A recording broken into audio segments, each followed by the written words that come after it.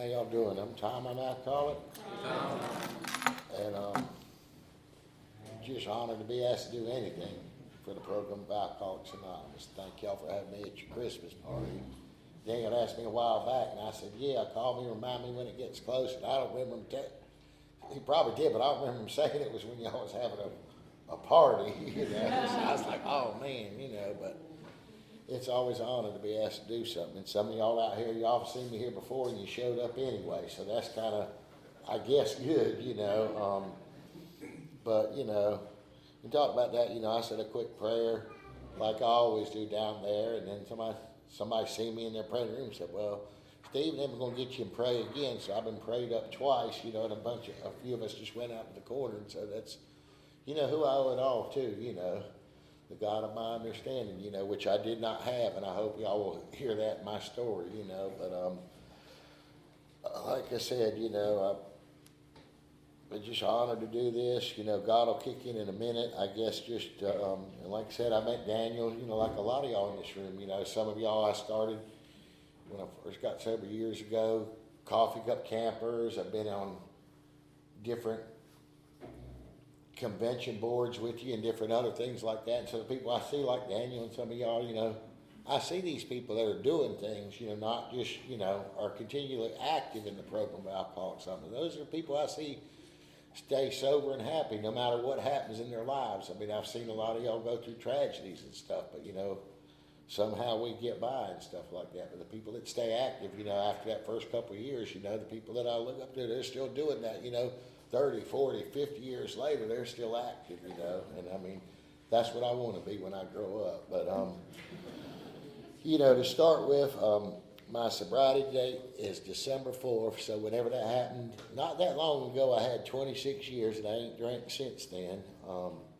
My home group is Happy Destiny. We meet on Tuesdays and Thursdays in Durham. They just cranked up at 7 o'clock about like we did here.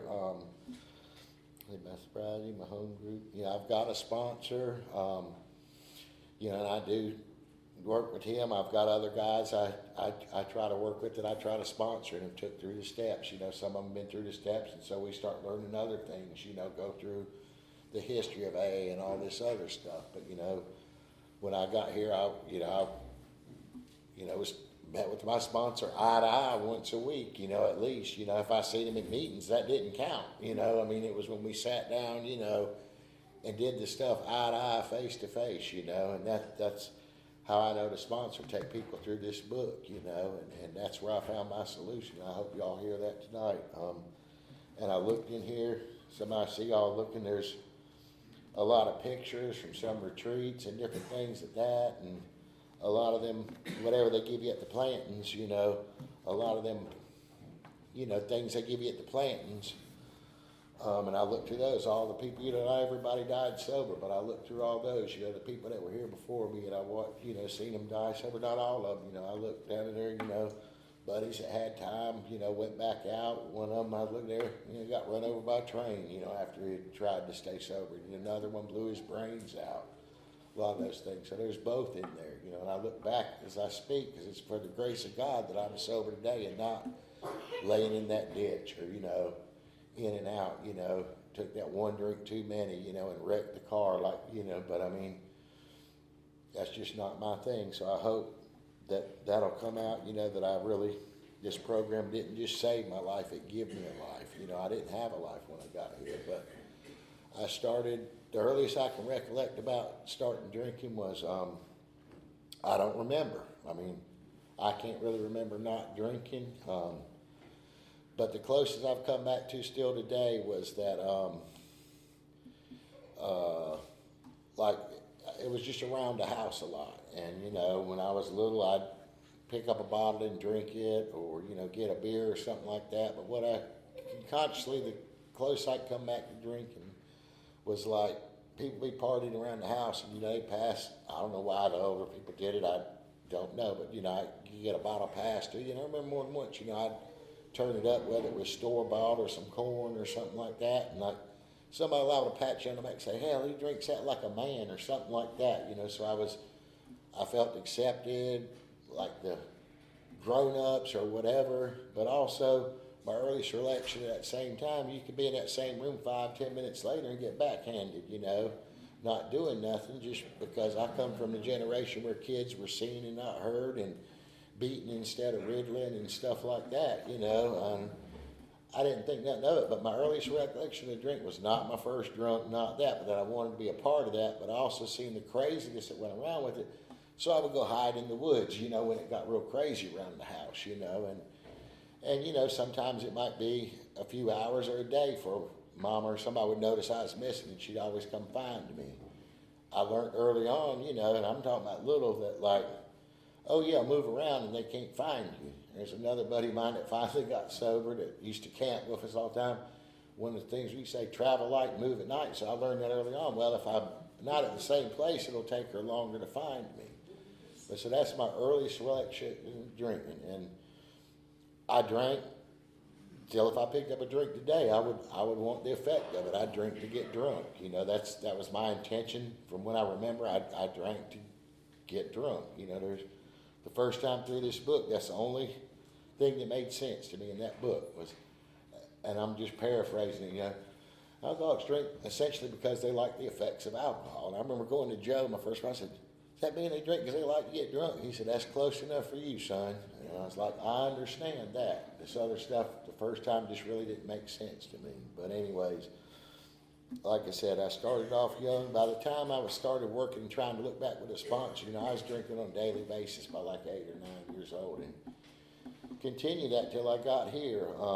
There was some times I spent, I was in the little kid nut wards and, a little bit of time in prison, jails, locks up. But, I may not could have drink all I wanted all the time, but in any of those institutions, I did not do without. It didn't matter which one it was. I always was able to get, a little bit of alcohol, other things, but, maybe not could get it like I wanted, but I mean, I could always get something, so, and let's see, so I'm just drinking, not paying consequences. I come up in the household. When I say my household, that was my mama, my daddy, my little brother, and me. That's my household. And I think I was about 15, I was getting in trouble, but I didn't really pay no consequence. I'd leave home for, a couple of 2 or 3 months, come back, go here, go there, might be living in somebody's barn or down in a local liquor house or just doing that, but I could always tuck tail and come back home, I'd get in trouble, but I really didn't pay serious consequence because my drinking, didn't think how it affected anybody else. And I'm not real sure about years and dates, but I know about when I was 15, I'd been in another car wreck. Like I said, I'd already been busted for drunk driving before I was legal to drive, and like, I know I was in my left leg, I was kind of like in a half body cast. And I remember my little brother wanted to take away a bottle I was drinking that day. And, I couldn't walk very fast because I'm in like a thing, so he could have walked and escaped me, and I'm trying to get him because he took my bottle away. And this is around 15, and all I thought about was, and I probably could have, the way I drank, I probably could have sat for another 15 or 20 minutes and would have passed out anyway. I already had enough alcohol in me, but, I was so obsessed that I had to, I wanted to finish what was left in that bottle, and he took it away from me. He just didn't want to see the craziness that went on from that. I didn't see that at the time. I thought it was just taking something away from me, and so he wound up getting a gun and was like, you don't need this, just go on, you was in this jackpot last, whatever, and I was just like, you ain't got to know what to do it, boy, just give me my bottle and leave me alone, And then he shot me in the foot, and my good foot. And, I knew where I was shot in the foot. I wasn't hurt bad because, I could, I felt it, but, and like instantly right there, that's what I remember. It's like, well, I grabbed my gut and hit the ground because I knew I couldn't catch him. And my intention was, he was kind of weak. He wasn't like the old man or people at the house. And I figured he'd be upset that he had hurt, And I thought if he thought he had shot me bad, he'd come running over there to check on me. And my intention would have been there. I figured if I just lay there like that, as he got close, I'd reach up and grab him around his throat. and that way I could get my bottle. And that's all I cared about, you know. I mean, it was years before I even looked back at the trauma I put him through, you know. So he didn't do that, you know. God was looking out for both of us then. I didn't understand that then, but, you know, he run through the woods to the neighbor's house, and he really thought he had killed me. And so next thing you know, the meat wagon's coming down the road and the law and everything else, and I done got a gun in case he'd come back, because, you know, I wasn't going to let him get away with what he done. And the meat wagon got there first, you know. Usually it's the other way now. But, I mean, you know, everybody knew that, you know, it wasn't like I didn't know the people in the meat wagon, but the law that come behind them I knew. And they'd try to get out the meat wagon. I'd shoot down there at, you know, not shooting at them, but just tell them this is private property, you need to leave, get back in your, you know, and go. And I don't know, it was JD or Big Al, it was one of them Apex cops, and they was like, come on, man, this is kind of serious. It's like, it's been called in as a homicide, you know, we've got to deal with it. And so they knew I wasn't going to hurt nobody. And so there were times where I was already robbing stuff, you know. I'd go on chases with the law, and they knew where I lived and all that stuff. So, I mean, like, you really couldn't get away from them. But, like, this time I'm shot, I'm busted up in the other leg, and it's like, you know, I said, yeah, fine, I'll go. Now, the thought in my mind right then and there is all this is happening. Well, heck, I just go over to the hospital, stay a couple to 3 days, they'll patch me up, I'll get some free government dope. You know, friends will come by and bring me something to drink along the way and stuff in the hospital, and it'll be fine, you know. And so I went. A lot of y'all ain't from around here, you know, but, like, they took me further away to a hospital than I needed to go to, and I wasn't gut shot. They could have took me closer. They went about 20, 30 miles to Chapel Hill, and they brought me up there, and I guess I found out when I got there, because they put me up on that 4th floor. It was a nut ward up there, you know, not like Dix Hill or Butner, but, you know, the Chapel Hill version. It was just a, you know, a nut ward, and, you know. And I kept telling them, you got the wrong person. I ain't crazy. I've been shot. You know, my little brother's the nut. You know, he shot me. And I was arguing. I was like, man, it's illegal in the state. I know, because they've locked the old man up for it more than once. And it's like, you know, and I just thought they had the wrong person. It took me getting sober to realize they had the right person. But, you know, I was there, so I just kind of sucked it up, and they put you on a 72-hour deal, you know, trying to make, you know, that stuff. So I played real good, you know. I've been in and out of them bug houses. That wasn't a real bug house, but I knew how to act or what they expected. And they come up for my little trial or whatever it was, and you know, they all sat there. My whole family was there, and they said their version of what happened. And I was able to tell my version of what happened too. You know, nobody butting in or nothing. And that main psychobabbler sitting up there, like there was the nurses and the psychobabbler and people that had been, you know, guinea pigging me or whatever, you know, asking me all them dumb questions. And like he says, well, you know, you think you get away with all this stuff being a minor, you know, you run that. He said, you know, I said, well, how long I'm stuck here for? And he said, he kind of smirked, or that's the way I call it, like, he said, you ain't got the right to appeal, you ain't got the right to do nothing. You're a minor, you know, you don't even have a right to appeal till you're 18 or you're emancipated. And he said, you know, you ain't going nowhere no time soon, you know. And so I was like, you could only hang a horse thief once, you know. And people smoked in North Carolina back then, believe it or not. But they, you know, people smoke up there. There's nice, them old glass heavy ashtrays. And so I said, yeah. I come across that table, the main psychobabbler, and spun around with the corner and tried to, you know, put it through his temple.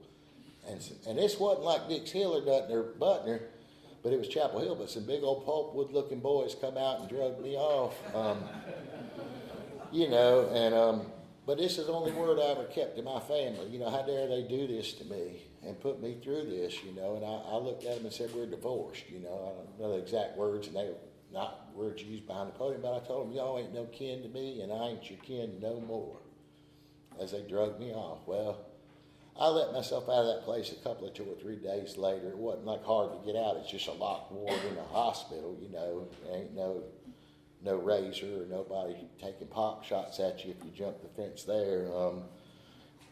And I left, you know. Now, I don't remember when all that was going down thinking, you know, I love alcohol so much, I'll just do away with my family. But that's a choice I made right then. I remember getting out on 54, 55 highway, which doesn't mean nothing to probably know, but basically if you hook a right, you go back down towards Apex, Carpenter, where I'm from, or go straight, you go here. And I just remember sitting at that crossroads thinking, it doesn't matter which way I go, right, left, because I got nothing to live up to, nothing to be good for. Not that I was doing that at the time, but the world's turned their back on me. Now, my parents, this is long before whatever they call it on them goofy TV shows, interventions or whatever, but they were trying to do the best with what they had to help me, and I just didn't want none help. But, I just remember had no hope at that point, nothing to try. I wasn't trying to do good, but I would try to somewhat. But that went all out the door because I didn't have nobody in the world to live up to. So I went down to a local bootlegger's house and stayed there for a while, but I was going to start my life over again. So I stole a pickup truck and a bunch of carpentry tools and went down to Florida, And that made sense to me, that was traumatic and I'm going to start my life new. But, people don't try to start an honest way of living by stealing the stuff to do it, but it made sense to me. And now, at that time, I knew about, like the city life in Raleigh and stuff, because I was dealing drugs and stuff out of Smiley's had a little biker bar and a park shop up on Hillsborough Street. Some friends of friends owned. They weren't really strip joints. They was just like topless beer, the topless beer joints in College Town. But, my old man, people knew those people, so I was allowed to go in those places. And the only thing they would tell me is like, dude, if you're going to drink, in here, you got to go back with the girls. You got to get off the main floor. Now, I'm dealing, illegal drugs in their place, but they're worried about the ABC band, seeing somebody that's obviously young out there drinking booze. We'll go back behind there. So I was used to the city life, but I hadn't lived in it, because I didn't live, down in the flops yet. And, I'd go back to the woods or go hide in a barn or something like that when I didn't, go home or in a place I was living. But I got to Orlando, Florida and started that, but didn't nobody know me down there. And I started working day labor, made $18 and some change on a ticket, paid $5 a night to live in the flops, You could stay at Sally's, but they wanted you in at 7 or 8 or something, you're supposed to be sober. So, what was the point? And, I would just try to do good, but I'd work, spend all my money on booze, go to the flop, get up, do it again, day labor. Did that for a while, part of the summer, and living on Orange Blossom Trail. Sometimes I couldn't do that. I just live behind the bars or whatever. And then, I knew about anonymity from little. The old man taught me about that. And you didn't never let nobody know exactly who you were, where you was from, and but some friends of his or whatever you want to call it, they owned the strip joints and stuff down there off Orange Blossom Trail, and they was real strip joints, had 30 women working at the time and served booze and all that. And, after a while, it's you're so and so's kid. What are you doing living with all them winos and stuff over there where I lived? And it's well, so I started running with these guys. My first job for them was basically, they thought all this of me because of who my old man was and his dealings, that they're going to give me this chance. And so basically they give me a couple hot weapons, whatever I wanted to, and usually 1 or 2 people. And my first jobs with them was to go rob drug dealers. Didn't have the money. We'd set something up. My job was to come back with the drugs, I'm not associated with these people really. I'm not flying colors. So if I come back with something, hey, everybody's good to go. They ain't lost nothing either way. But I thought, I was given this opportunity. It's just here's this idiot. If he's dumb enough to do that, let him go for it, And so I watched people die in front of me. I watched people die beside me. And it just didn't register that this is an insane way to live. But, nobody was telling me really how to live. I'm drinking too much. I'm too crazy. And, that's what I did, and I just continued to drink. That was my major goal, and that's, there were times where I had more money than I literally knew what to do with. I'd bury it in PVC pipes. This is before you had all this crap in the money where they could track it down, but it's kind of hard to pinpoint that if they come in on a place. or I could be just as broke as nothing, you know, like my buddy out there says, be living in them condominiums, you know. I was just as happy if I was out there on a cold night like tonight in the woods back there. If I had a half gallon of Jim Beam or a fifth or something like that, man, life was good. You know, hell, I had enough to make it through the night. I'll find a way to get some in the morning. Life was good, whether I had more money than I knew what to do with or absolutely broke on the run. If I had a bottle in my hand and booze in my system, you know, life was okay. All the other stuff really didn't matter. I would drink myself down to just where I would not eat food. I'd go months like that, and I'd be in a place. It might be my place. It might be one of them abandonments. And if it was a nice, I mean, say if I come into this church and own this church, after a while I'd be maybe in that corner or in that room right there, and I wouldn't go anywhere else. I'd get up, I'd drink, I'd suck on that Jim Beam.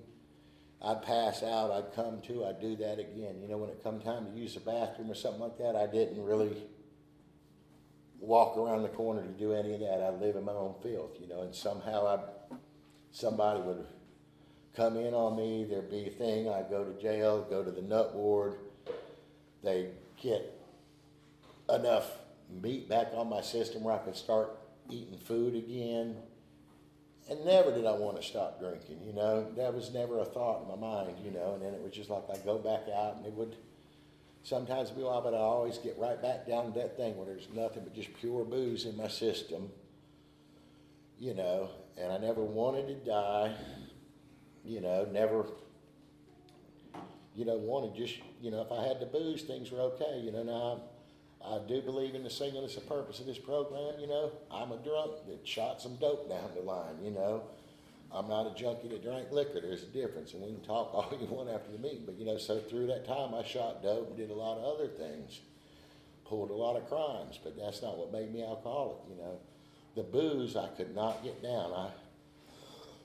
For some reason, I got away from the heavy crime. Something come through, and I started having a conscience. So, I mean, I didn't think it as that. It's like, you're weak, man. You're thinking a split second before you take action. You're not going to survive in this world. And I thought I was punking out and getting weak. I mean, that's the way I seen it. And so I put away what I consider the heavy crime. I put down all the drugs, you know. Well, I'd say, oh, man, I was smoking weed or something. I put down the drugs and, you know, did all this stuff, and I'm still just sucking down Jim Beam like it's going out of style, telling myself, you know, it's okay. I'm not doing anything wrong, you know. And I actually come back and let my mother know I was alive. I allowed her to think I was dead and have a funeral without the body there. And, you know, just allowed her to believe those things just because that's just what I did, you know. There were times where I heard other people that weren't living the way I did. You know, there were times where I'm driving down the highway and I've been in car accidents and looked over there and, like, obviously the people were screwed up. I was screwed up, you know, but the times they didn't take me into the hospital, if I could get out and run, I did. You know, and I didn't care if somebody was hurt or not. My object was to get out of there and not get in trouble and go back to drinking. I was talking to somebody who was more of a civilian. There was something in the news about, I can't believe somebody would hit somebody and hurt him in a car and leave. You know, and I looked at him and said, well, I can understand that, you know. I ain't condoning it, but it's like I've been there, I've done that, you know, and all I'm thinking about is me, that I'm going to get in trouble. And so I've done those things, you know. I was allowed to come back and,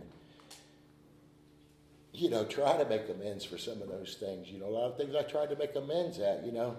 How do you make amends for people you've robbed, you know, people you beat up on the streets? I mean, sometimes it wasn't a big deal. Sometimes it was I'm sitting there drinking with a buddy like David up there at the wino, and I just get, we're sharing a bottle, and it's just all of a sudden, man, you know, there's only a half a bottle a night, and there's a big rock there, and I smack him in the head just so I can drink the rest of that damn cheap-ass wine. You know, that's the kind of drunk I was, you know. How do you go back and make amends for those things when you don't even remember states, years, times, you know? And I just didn't know, but as long as I kept drinking booze, you know, I didn't have to deal with anything, you know. That was all that mattered. And then this weakness come into me that I stopped doing this, and this. And like, I showed up, let my mom know I was alive, and she said, well, your old man's done split. Stuff ain't like it is in the household, It's kind of a civilian deal now, and I don't want A, B, and C being done around here. And I was like, that's cool, Mama, I don't do that no more. I said, I kind of wish you'd lay off the booze, but Mama, you don't understand, man. That's all I'm doing now, man. I'm just drinking a little bit of whiskey, And so she stayed. Her old man then was like living somewhere else, and they'd go back and forth, spend a couple days here and a couple days there. And like, I'd forget which night they were coming back, so I'd be passed out on her couch or on the floor, with a half gallon of Jim Beam up there or something. And she'd come in, and she might mumble a little, I wish you wouldn't do that, son. I said, Mama, you don't understand, man. I'll never quit drinking. I've quit A, B, C, D, and E. Leave me the F alone, And this didn't happen real long, and I finally one day, the start of my first little bitty moment of clarity, I just looked and said, Mama, I'll never quit drinking, but let's quit playing this stupid game. I know I'm never going to quit drinking. You don't want me to, and we're both pretending like it's not happening, but it's obvious it is, but I will not disrespect you in your house. I'm out of here. And I could see the fear in her eyes. I can't describe it, but it's, maybe if you're a mama, we was talking about a good friend of ours that kids and a young girl that's living the exact same life I was living. But anyways, she was just afraid she wouldn't see me for another 15 years. I said, Mama, look, and I actually did go back to work being a carpenter because I didn't want to rob to drink when I was back in North Carolina. So I'm working framing house. I said, Mama, I'm going to do this, and I'll keep in contact with you. It wasn't very long. Did that for another couple of months or something like that. And that's when I had my moment of clarity that brought me to y'all. And I can tell you basically what my routine was. I did not consider that I was drinking much at the time. Now, I say it now and it seems kind of crazy. But so I get up on the average morning, I get up in the morning, hit a little jar of Jim Beam left over from the night before. Dad get me to the car to ride with another couple buddies to go from Durham over to Holly Springs when they was first starting building that stuff up. On the way, we'd split a 12-pack, two of us. Roach coach would come by about 10 o'clock. We'd split another 12-pack. At lunch, we'd do it again. About 3 o'clock, we'd do it again. Then we'd get one on the way home. And that same place, I remember sitting at 54 Highway, there was a state store there, an ABC store. And almost every day, if I didn't want to get to it, I'd get a half gallon and two other boys would get a fifth. And we were all drunk Jim Beam. We'd go back to our house. One guy lived on the other side of the pond, was more of a civilian, had an old lady and two young ones. And me and this other guy, not that David, another David, stayed in the house. And I'd just polish off my Jim Beam. The other guy would go on, eat supper with his family. We'd get up and go to work the next day. Well, most of the times, the other boy would go to bed, pass out, whatever you want to call it. Hell, he'd leave that much of the fifth. As soon as he'd walk and I realized he wasn't using the bathroom and go back, I'd go knock the bottom out of his. And, not always, but, about once a week, he'd get up, belly aching about it, and we'd punch each other around the trailer, not trying to kill nobody, just bust an eye and stuff like that, tear up the furniture we found on the side of the road or something, And I said, I'll buy you a fifth tomorrow, What I'm thinking is $14.95 was what I paid for a half gallon when I quit. So you're talking about a fifth of Jim Beam. You're talking about $2 or $3 worth of freaking whiskey. And so this one moment of clarity, the same thing, and this happened, at least once a week. Just this voice come over me. I didn't audibly hear it, and I've heard them from other things, but it's just, this is as good as your life. Arguing over $2 worth of freaking whiskey, unless you put down the booze. Now I've quit everything else. I'm not a criminal no more. I'm not this, I'm not that. And I just knew I could drink that voice away, but I made a deal with myself. I know now it was with God. I said, if I feel like this come daylight, I will do something about my drinking. And I thought I was bugging out going back to the house. This was almost like an outer-body experience. You've got to quit booze, just like that. And so I went down to an old man down the road, bought a bottle of corn that night, and figured I'd drink that thought away. But come daylight, it was there. And for the first time in my life, I took action on a thought, a good way. And I went and asked for help. The same lady my brother run through the woods when he shot me all those years ago, they were more of a civilian. I said, Carol, help. She didn't know who I was.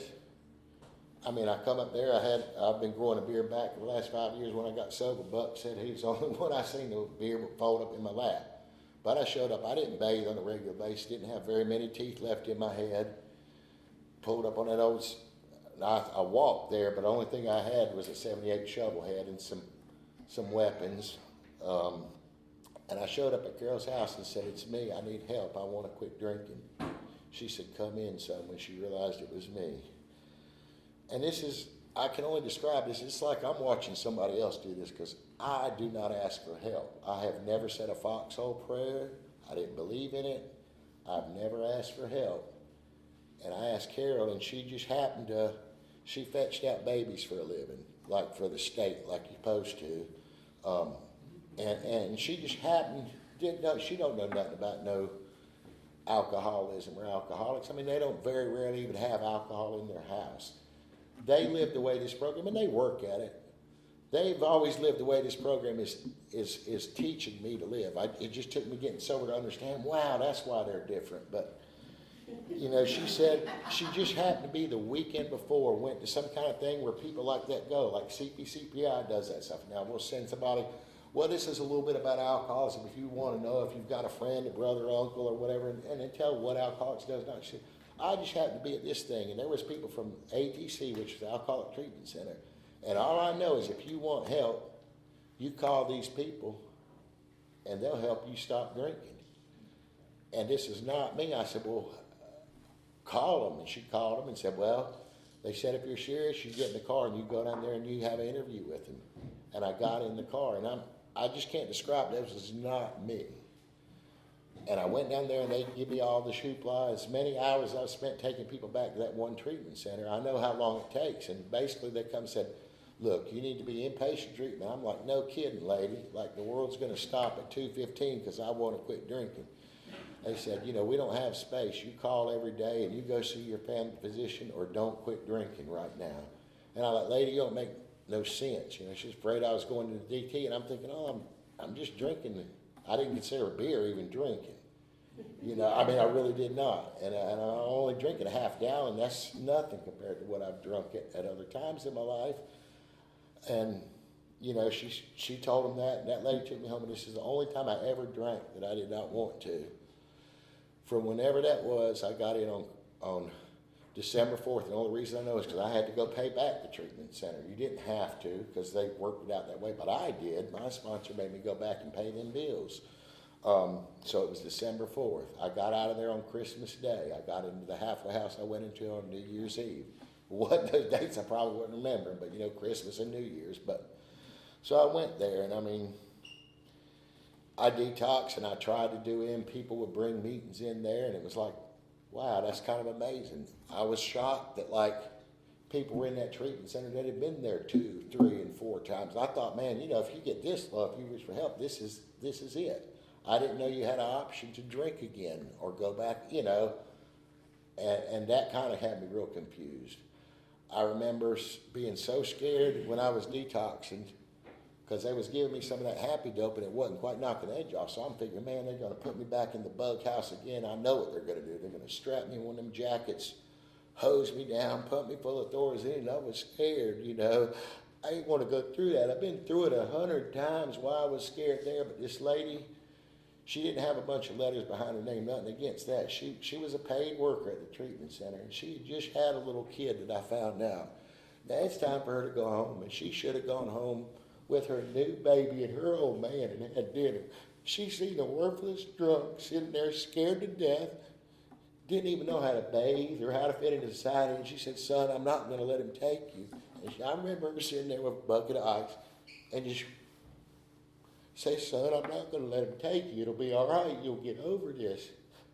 And I mean, I ain't even gotten sober yet, and I've never seen compassion like that in my life, not where I come from. I mean, I could have, but I went a different way. You know, I found this out later because, you know, I'm all foggy, but I mean, I went back, and that's what the facts were. That lady should have been home with her family, but she'd seen a scared drunk and went out of her way to help me. Yeah, it wasn't her job. I mean, it was her job, but, you know. And so many things like that. I got into the halfway house. I didn't want to be in there with 18 guys. I was told the guy I got my sponsor was one of the people that brought in. I finally got him, asked him to be my sponsor. I didn't even know what a freaking sponsor was. I just heard get him, and then he told me, well, I will take you through these steps. Then I had to let him know, dude, I don't know how to freaking read, man. He taught me how to read out of the big book, Alcoholics Anonymous. We meet once a week and talk, and I didn't understand nothing. I couldn't form complete sentences, but I knew I did not want to drink. And I just tried to do what y'all say. I did a lot of wrong things, but as soon as people would tell me something, I would listen. I hated the old farts in here, but I love them. And because when I went into meetings, they didn't care about me. They cared about the alcoholic, and if I was willing to do something different, they would bend over backwards. They tell me stuff besides my sponsor taking me through steps. They tell me stuff like, you smell, son, you need to bathe on a regular basis. I didn't know these things. They taught me how to buy food and not steal it. They taught me how to act in a meeting, not just do back. We smoked in rooms back then, most of them. I was kind of at the edge where it was kind of phasing out. Nobody had cell phones. You didn't have to tell people not to bring their cell phones to a meeting and stuff like that. But I was taught. And I'd say, well, Joe, so-and-so's got 3 years. He does that meeting. He said, that ain't none of your damn business. You do what you got to do right. And the old farts would, Dave, all these guys, I'd do something right, and they'd kind of corner you. And they wouldn't just, don't get me wrong, they'd knock your legs out from under you. But they wouldn't just disappear. They'd be dropping me back to the halfway house, and I'd think, oh, man, I don't want to hear nothing you got to say. But I would shut up, and I would listen to them and say, we don't act like that in the meeting of Alcoholics Anonymous. We've got to do better if you want to stay sober. And they loved me enough, but I also would I'd say these things in my mind, but I'd shut up and get in the car and listen to them. And a lot of things they told me hurt. But they were all things, thank God, they believed in this program enough to tell me the truth about myself. And they tell me, and even after I've been sober a year or two, man, if you keep continuing like this, you're going to get drunk. You can't live like that and be a sober member of Alcoholics Anonymous. And thank God they didn't just say, well, he can do what he wants. I don't want to offend this man, or I don't want to tell him to do something, My sponsor come from a school where it's like, if I'm going to sponsor you, you will do certain things. And if you don't do that, then I'm not going to sponsor you. You're going to do these things. And I was held accountable. I was held accountable when I was taught to make coffee at my first home group. They said it took an hour to make coffee. They said, it's to be ready at 7 o'clock to drink. And if it was 10 minutes after, you had to count to somebody. Why wasn't it made? If you was the greeter, you was like, why weren't you here? And, I would catch buses to do those things. I would walk, but, I would do that stuff. And y'all held me accountable. When Miss Patty gave me the first keys, I said, Miss Patty, this lady, when I met her, she was dying of cancer and had a real rough way out, but she was a great member and showed me. I said, Miss Patty, you cannot give me the keys to a church. You do not know who you're giving this to. But she should not have, but she did. She gave me a shot. And I was so thankful to that. I took that very seriously. I could get a ride with my sponsor. One day, Sundays, the bus didn't run, so I would walk to get there. Sometimes I would walk 4 hours to get there if I had to, but I wouldn't just not show up, I was desperate to do these things, So y'all made me be accountable. I didn't know how to do that. And, like, for example, when Joe, we first started working with stuff, and I swear I could not form full sentences. Joe could read this to me and put it in the language of the heart. I couldn't understand the way they wrote in this book. I love it now, but he said, look, this is what they're trying to tell you, son. Or if I read one sentence in here, whatever comes up here, I don't know what it is. Like one morning when I was feeling really bad, you could say something like that to me and I wouldn't understand that. He'd have to break it down in words, he'd have to break something down, And they say, this is all they're trying to say, son. And I said, oh, really? Okay. And so it was just the patience that man took with me, and I've been blessed enough to actually have people say, I can't read either. And it's like, well, that's no excuse. Like they did me. Next thing I know, I had a freaking tape recorder and the big book on tape. And, where they just read it word for word. I had Joe and Charlie tapes. When people seen I was going towards this, Every avenue was open to me. I was told not to drive when I got here because I didn't have a license. My sponsor said, I looked at him and said, look, old man, I got 4. Threw them right down in his face. Said, what do you think of that? He said, ain't none of them yours. They ain't real. I said, they all come out of a DMV machine. He said, if you're going to live like that, go get drunk right now. You're wasting my time and you're wasting yours. Now, whether I drove or didn't, what's that got to do with staying sober? I listened to what he said, did not understand why. I see now where that has a whole, for me personally, it has a whole lot to do. And there's one man in this room, and that's the only thing in my story he cut on. He come and asked me about that, and then we went through the steps, and he drove me here tonight. You know, that was many, many years ago. So you never know what little thing that you pass on that somebody reaches out and catches on, you know. And just so many things. I think I used to sit with the old man a couple of Monday night, sober longer than I've been alive. That was cool, but it didn't impress me. The guy I spoke for a couple of weeks ago, Quiet Brian, who's got like 6 months ahead of me, which now doesn't seem like a lot of time, but believe me, when I come in here, 6 months was for real. That was forever. Old man John was 54 years at the time. That was nice, but you know, I did relate to him after a while, but I couldn't relate to him first. I'd come up to Brian, man, pick me up for a meeting tomorrow. I'd say, what day is bad? Is it number 37? I can't hang on no more, dude. I just don't know what to do. Brian would say, just get up, call your sponsor, go to a meeting tomorrow. I'll be by and pick you up. But I said, is day number 46 bad? I would ask them stupid questions like that, and he was just enough. I believed him, you know. We are so much different. We probably never would have seen each other in the world out there. I never would have drunk with him, and he would have been scared of me. You know, because I've heard his story, you know, but when I got here, he was staying sober, and he was doing it just a little bit ahead of me, and I could relate to him. Yeah, it didn't matter where he'd been. I mean, he knew what to do today not to drink. And that's what I found, Mary Alice and Mary Frances. Mary Alice was dead when I got here, but I learned so much from her, like all these old-timers, you know. She told it to Mary Frances, and Mary Frances was my Mary Alice, you know, and she told me these things, you know, and it just kept passing on like that, you know. I've tried to do that stuff. I've done stuff at, you know, home group level, district, area level. You know, I've done my time in the basket, you know, because I was told, you know, it's your responsibility to do stuff. You might find a niche you like better. Some of these guys up here, you know, really bring it behind the wall, you know, but I try to give back whenever I can. My personal favorite way is sitting out in that parking lot or sitting there at my house and talking to you one-on-one, chain smoking cigarettes and just telling you, man, you know, I used to live like that, and I don't. And, you know, then that language of heart, somebody say, man, he's really been where I've been, and he's not that way. You know, that's what I got out of people. But, you know, some of the people that taught me lessons have never been down where I've been. But that was beside the point. Like a lot of people go into prisons. Well, I can't go in there. I've never been locked up. I don't know. Well, they don't need to know how to be a freaking criminal. They need to know how to stay sober. And it's like, if I go around somebody that's staying sober, they can tell me something. I don't need to know how to learn to survive, to live on the streets again, or get away with this crime or scam this. You know, that was part of my past, yes, but it's not something I need today. So if somebody's staying sober, I can do what they did, you know, and it did make sense to me.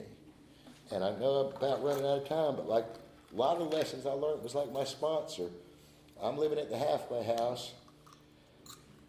And the 1 week, when it was just a ride to the meeting night. It wasn't like when we got together and did our, you know, sponsor type stuff, but like, and I think it was a Thursday. I don't remember the day exactly now, but anyways, you know, my job was to be sitting on a rocking chair on the front porch of the Christian Fellowship in downtown Raleigh, and he'd roll up, and we'd go over there to a meeting, talk a little bit, not the real stuff, but just talk, and he'd drop me back off at the halfway house.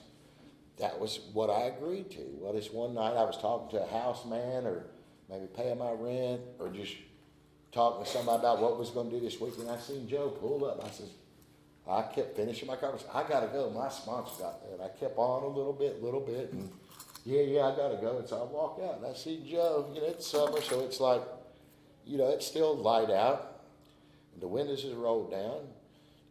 And he slowly starts driving off. Well, down at the end of the street, there's a stop sign, so I know I got him there. And I'm like, hey, Joe, come back. Hey, I'm here. And he slows down and stops. I'm like, nah, I got him. He turned left and Dee miles on down the road. I'm like, that son of a, he done. I run back in, and I don't remember, did I walk to a meeting that night or just catch one with somebody else at the house, whatever. I know I went to a meeting.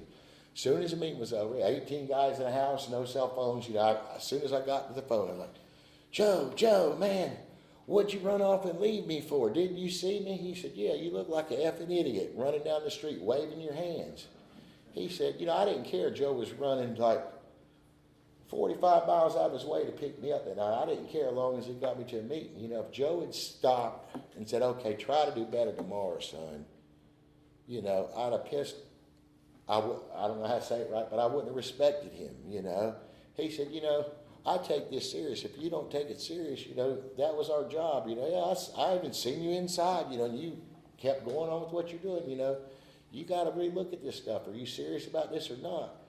And when I wanted to like, F you, old man, but I didn't. I said, I will never do that again, Joe, please.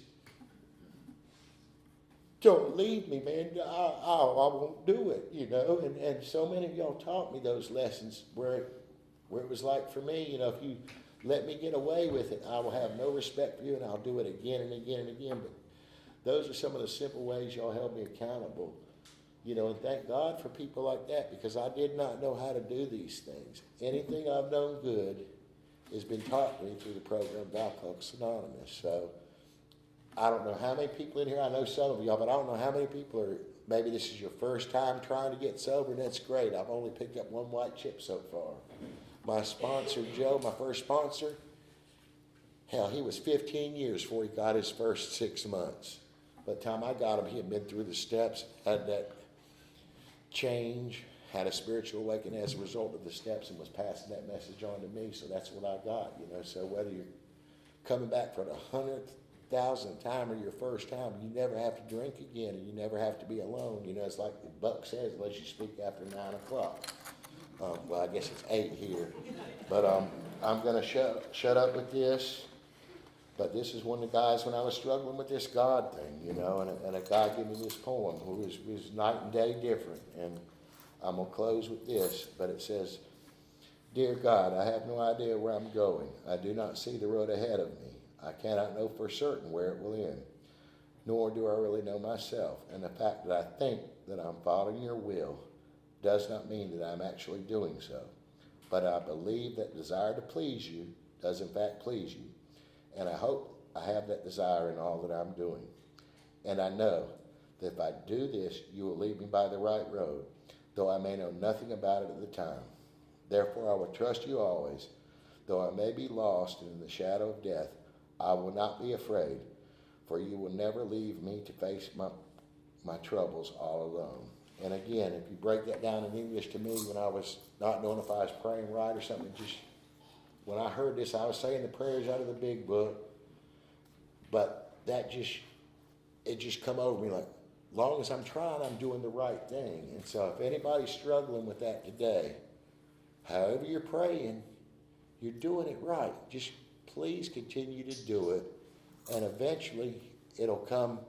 You'll come to believe in it like I did, But just don't give up. Don't pour that mess down your throat and keep trying, Because if I can do it, anybody can do it. And it's just the grace of God. Thank you.